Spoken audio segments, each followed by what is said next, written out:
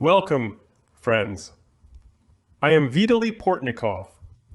Is it possible for Ukraine to receive a roadmap for NATO membership at the Vilnius summit? It's clear that Ukraine's future security and prevention of further conflict with Russia are dependent on NATO membership. While NATO member states generally agree that discussion of Ukraine's Euro-Atlantic integration is impossible during hostilities, an increasing number of countries are proposing a political path to membership at the Vilnius summit, according to the Financial Times. However, the United States, Germany, and Hungary strongly oppose this proposal, making the roadmap idea unrealistic. President Volodymyr Zelensky's visit to the NATO summit in Vilnius is likely to be symbolic, with little chance of producing concrete results. It's crucial for NATO member states to find a compromise to determine whether Ukraine will be granted a membership roadmap. Without a specific decision regarding Ukraine's Euro-Atlantic perspective, waiting for a political resolution to the situation resulting from Russia's attack on Ukraine is pointless. It's evident that President Vladimir Putin will do everything in his power to prevent Ukraine from joining NATO, and he may use the continuation of the war as a tool to achieve this goal. The visit of the President of France and the head of the European Commission to China is related to talks with the head of the People's Republic of China about the necessity of ending the conflict between Russia and Ukraine.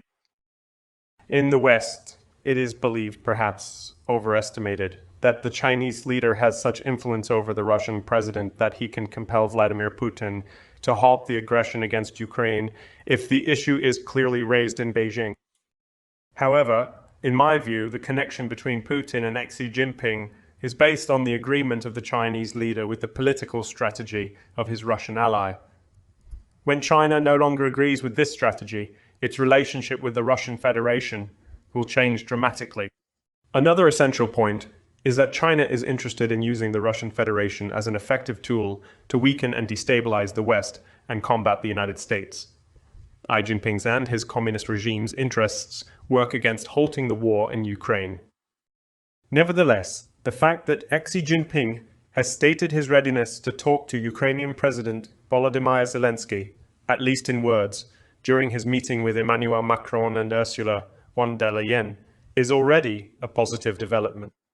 Prior to Xi Jinping's visit to Moscow, there were talks about the possibility of him talking to the President of Ukraine as part of a virtual video conference commemorating the 30th anniversary of diplomatic relations between Ukraine and China. However, after Xi Jinping's meeting with Russian President Vladimir Putin, talks about his contact with the Ukrainian president practically ended. It is believed that China lost interest in this topic because Ukrainian President Volodymyr Zelensky did not embrace the Chinese peace plan. It gave China the impression that Ukraine was unwilling to accept the terms agreed upon by China and Russia. Xi Jinping's attitude toward the President of France and the head of the European Commission is also related to his desire to distance Europe from the United States. He is trying to speak to Europeans in a softer tone and not to disappoint them in their expectations that he can intervene in the war between Russia and Ukraine. This visit is particularly important as it comes on the heels of another crisis between the People's Republic of China and the United States of America, following a meeting between the Speaker of the United States House of Representatives and the President of Taiwan. The last time the Speaker of the United States House of Representatives, Nancy Pelosi, met with President Tsai of Taiwan during a delegation of American congressmen's visit to Taipei. The current format of meetings between the United States and Taiwan is less tense for Beijing, but still carries significant risk. The President of Taiwan recently visited the United States as part of a transit journey from Latin America to Taiwan and met with the new Speaker of the House of Representatives, Mr. McCarthy, at the Ronald Reagan Library, a symbolic location for anti-communism. While Mr. McCarthy attempted to minimize the impact of the meeting, Beijing saw it as another blow to their stance that senior U.S. officials should not meet with Taiwanese presidents. Interestingly, while the current president of Taiwan met with officials in the US, her predecessor made a historic visit to mainland China, showing China's attempt to influence Taiwan's domestic politics and support the Kuomintang Party, which seeks to maintain ties with China and prevent Taiwan's independence.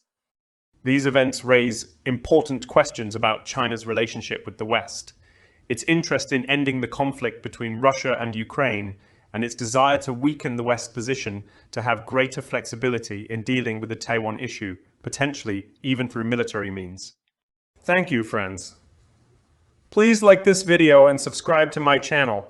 Please also consider subscribing to my social networks and the Patreon channel, which helps me develop these projects. Use the sponsorship function on YouTube. Peace and victory to you.